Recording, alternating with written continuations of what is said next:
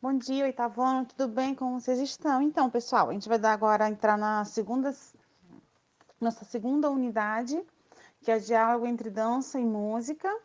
Primeiramente, a gente vai caracterizar o que é dança, que é a sequência dos movimentos realizados pelo corpo, que expressam nossas emoções, sentimentos, ou seja, a arte expressada através do corpo. Então, pessoal, a gente sabe que a dança ela é um dos movimentos artísticos que está presente em tudo que é lugar. Quem é que não, ao ouvir o primeiro batuque, no, passa o primeiro momento, o segundo momento, quando você percebe, você já está balançando o pé, já está balançando a mão, ou às vezes é o corpo, e você vai na sequência das batidas, você vai seguindo. Então, assim, a dança é.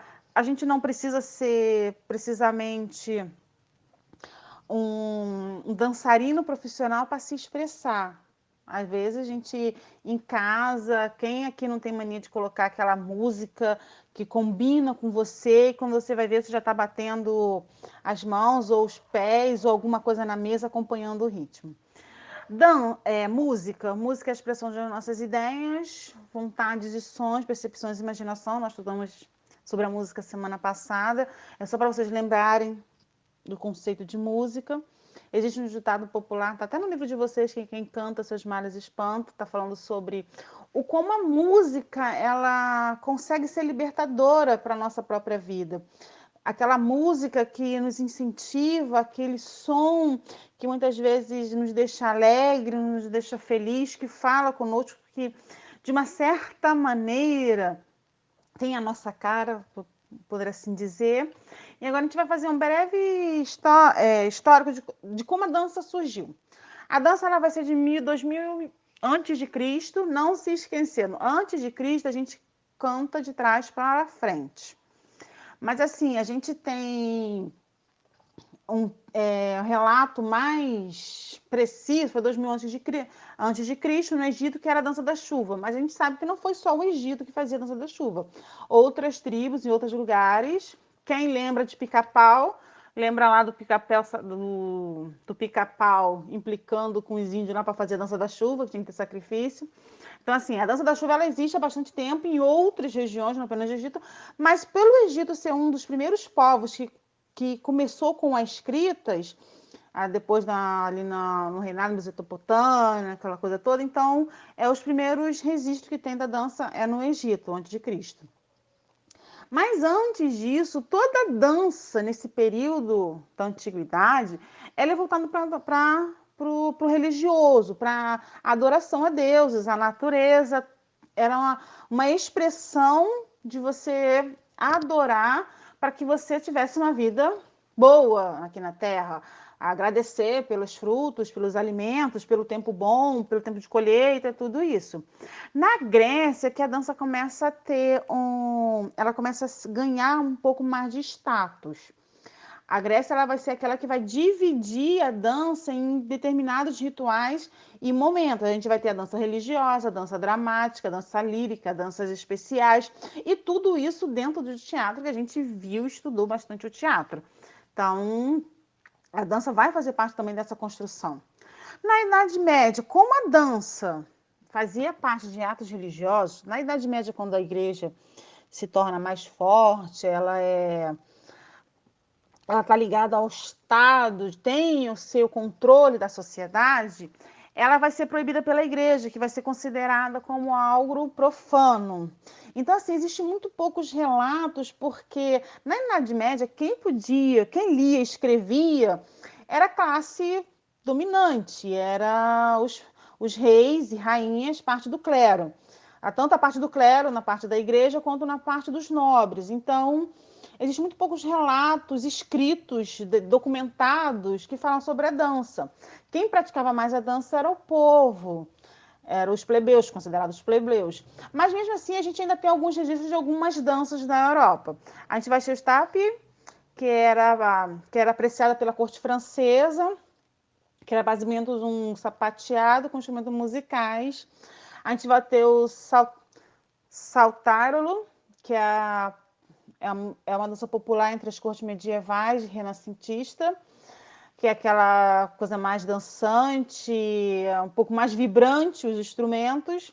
A carola, que é aquela dança que você faz um grande círculo de todos. Quem viu o filme Titanic vai lembrar, todo mundo ali segurando a mão do outro, seguindo os mesmos passos e de mão dadas. Tem o Branler, é uma dança camponesa na qual o líder determinava os passos, todo mundo seguia ele. E depois a gente vai ter a tarantela, ela é italiana, o nome de Tarantalo, que vem de dança, de uma região da Itália, que vai ser a troca de casais e muito rápido. Quem viu as novelas da Globo no início vai lembrar dessa parte de dança. Depois da história da dança, a gente vem para a dança moderna. E a dança moderna ela inicia com o balé. A dança passa por todas as suas transformações conforme cada movimento artístico, mas assim, ela vai se tornar um pouco mais popular e é um pouco mais apreciada na Idade Moderna quando surge o balé. O balé, apesar do nome, vem do italiano, que passa por francês, a gente conhece mais como ballet, que é a mesma expressão usada pelos ingleses. Vai ser do século XVIII na Itália, que é quando surge, mas ela vai se aprimorar na França, porque na França vai surgir a escola da dança, e ali que vai se for. Por isso que todos os passos, para quem faz balé, o nome dos passos que vocês dão, eles estão em francês. Porque apesar de ter começado na Itália, é na França que ela se torna, ganha um pouco mais de status. O balé, que é a interpretação de música através dos gestos, movimentos, passos, sons e expressões, nada mais é do que a dança-narração, e a gente vai lembrar de grandes espetáculos como o Lago do Cisne, a gente vai lembrar do Fantasma da Ópera. Então, assim, todas elas são balé. Depois da Idade Moderna, vai se passando, quando surge o cinema, quando os grandes espetáculos, nós vamos ter os grandes musicais. E um dos atores mais conhecidos nesse momento vai ser o Fred Astaire e Ginger Roger. E vocês, que para quem gosta de cinema antigo, conhece esses nomes. Os grandes filmes musicais são deles, é uma representação. Nós vamos ter a Broadway com o Cat, vamos ter a Broadway, que é o teatro dançante. São peças que, assim como o balé, contam uma história, é uma dança-narração. Só que ela é a dança contemporânea, a dança moderna, e um dos grandes exemplos disso é a Cats, que vai ser a uma explosão da Broadway, é muito conhecida. Ela está apresentando mais de 20 anos que Cats é apresentado na Broadway, é muito conhecida. Nós vamos ter as danças populares, a gente vai ter o nosso carnaval, não apenas aqui no Brasil, mas no mundo. O carnaval é uma festa popular mundial, mas é mais famosa aqui no Brasil, como também em Veneza. A gente tem as nossas festas juninas, que são danças populares, a caipira, a famosa caipira. As danças folclóricas, e aí você vai ter tanto no norte, na Amazonas ali, o boi bumbá, no Nordeste você vai ter várias danças no Nordeste, que são as cerimônias e ritos tradicionais que passam de geração em geração. E várias outras danças, como o pagode, a gente vai ter o funk, tem o rap, tudo isso são festas populares que hoje não estão mais presas a grandes espetáculos, mas está no nosso dia a dia, na nossa vida.